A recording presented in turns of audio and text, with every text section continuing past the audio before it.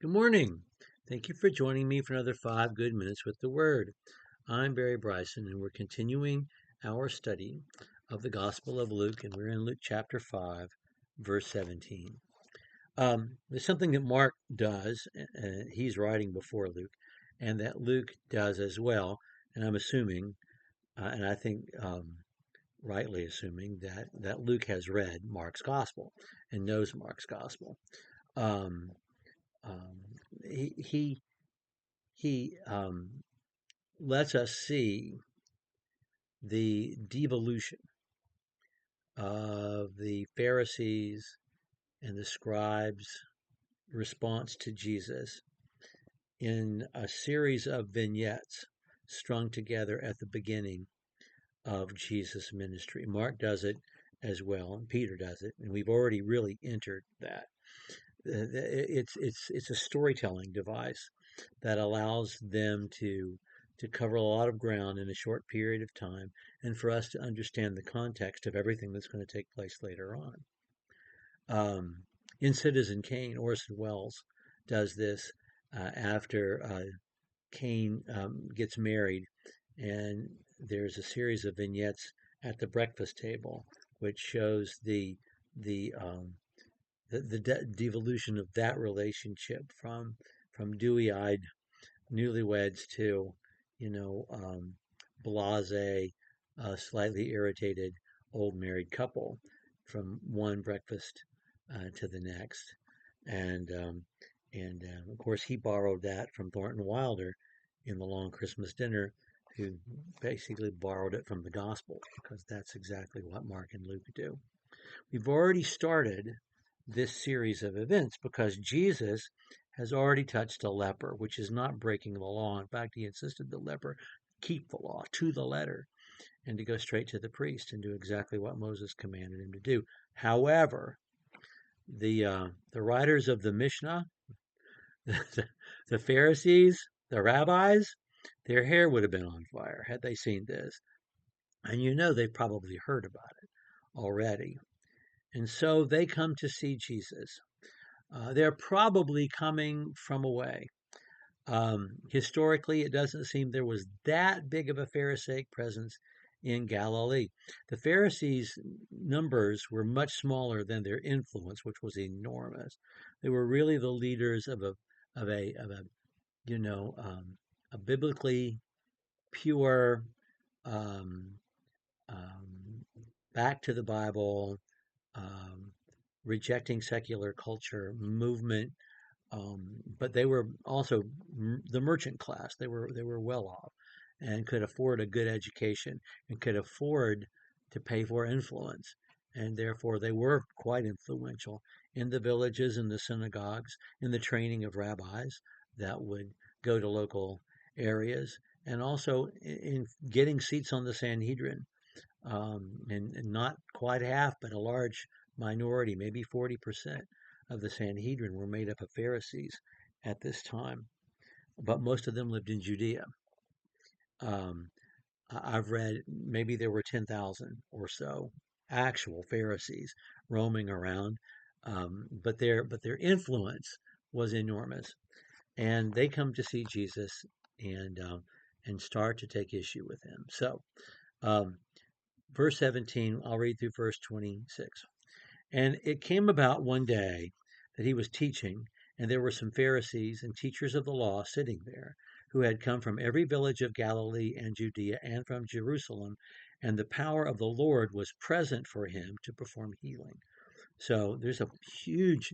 This is coordinated. They have decided, all of them, to come and see Jesus that day to find out what he's about. And behold, some men were carrying on a bed a man who was paralyzed, and they were trying to bring him in and set him down in front of him.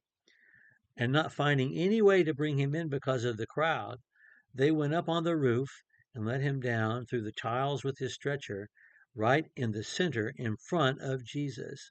And seeing their faith, Jesus said, "Friend, your sins are forgiven you." And the scribes and the Pharisees began to reason, saying, "Who is this man who speaks blasphemies? Who can forgive sins but God alone?" But Jesus aware of their reasonings, said to them, "Why are you reasoning in your hearts? Which is easier to say, your sins have been forgiven, or rise and walk?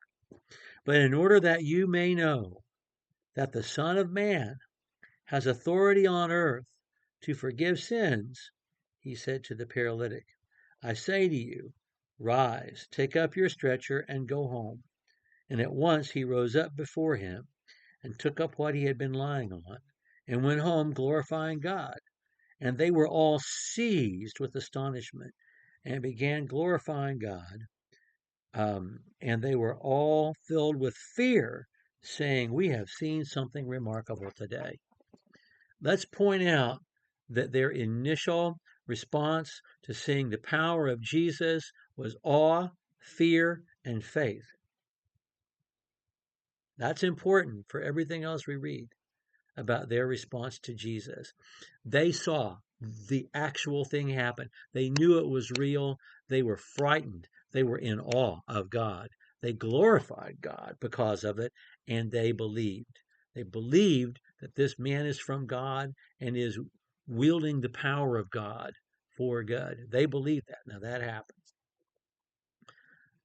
It is going to devolve quickly. Um, so um, there are cultural tweaks to this story, particularly how the man was let down through the roof. Um, so Luke is not writing to Jews. Luke is writing to Gentiles. And in Greece, in Rome, in the major cities, um, they would have had roofs um, that would have had tiles that you could remove. But the Jews in Palestine, had wattle and mud roofs, and to get in through the roof, you dig. And Matthew and Mark talk about them in digging through the roof, which is what would have actually happened. But that wouldn't have made any sense to an urban Gentile reader. And so Luke describes coming down through the roof the way they could visualize it. Um, Houses in Jerusalem, in this old area around Temple Mount, if that's where they were, or in Capernaum, which is where they more likely were. In Capernaum, anyway, what I'm trying to say is houses in the cities in those days were somewhere between 20 by 20 to 26 by 26. Maybe you had a walled courtyard outside, or maybe you had three smaller rooms in the shape of a U with a wall across the front and a larger courtyard. Jesus is inside. And so even if you take the larger space, the 26 by 26, you can fit maybe 50, 60 people in there, standing room only. And then the crowd's around trying to hear through the door and the windows. And so they can't get to him.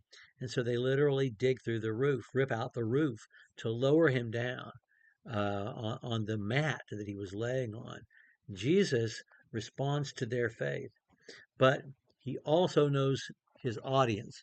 And so he challenges them. Why would he say your sins are forgiven? Because in their minds, they equate this illness, having leprosy, being lame, with punishment for sin. They equate that with sin. And so Jesus is pointing out their own cognitive dissonance to them. That's the part they didn't get. That's the part they would not process in their heads. They just saw simply that Jesus was able to heal. They saw the healing and they responded to the healing with reverence, with awe, with praise, and with faith. But they didn't get over the hump of their cognitive dissonance that Jesus called for them to do. And therefore, they are not in the long run true believers. That's an important lesson too, isn't it? Um, well, we'll pick up with verse 27 next time. Thank you for joining me for what is now nearly 10 good minutes with the Word.